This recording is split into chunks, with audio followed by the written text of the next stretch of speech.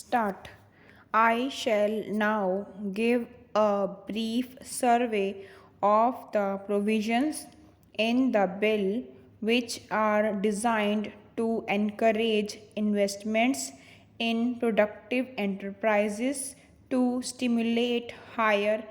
productivity as well as exports and to provide resources for expansion of industry. In order to encourage investment by individuals and Hindu undivided families in the equity shares of new industrial companies in India,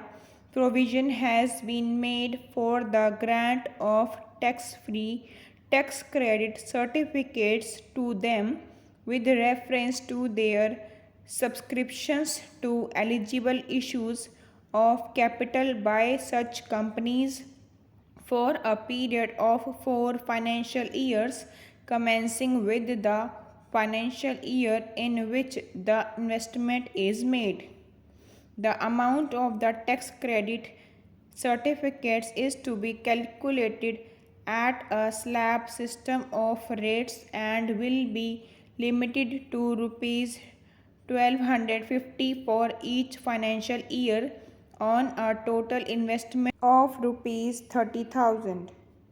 Under the original provision in the bill, only the first subscriber to eligible issues of capital qualifies for the tax credit certificates.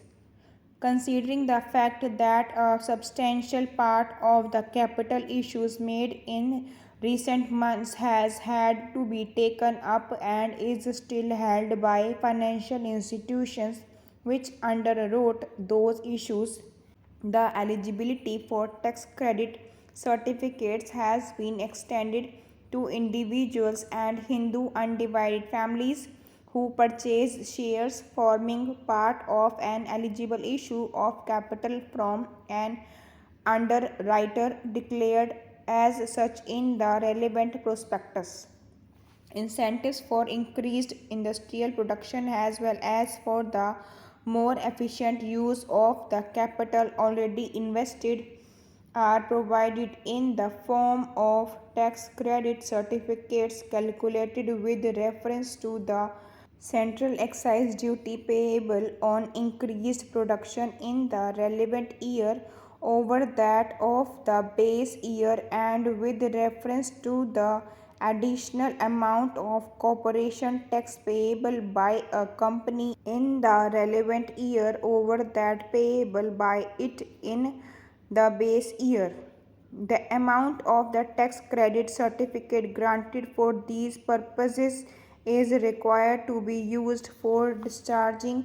debt obligations, acquisition of capital assets in India, including construction of a building for the purpose of the business, and in the case of a company, also for the redemption of its debentures.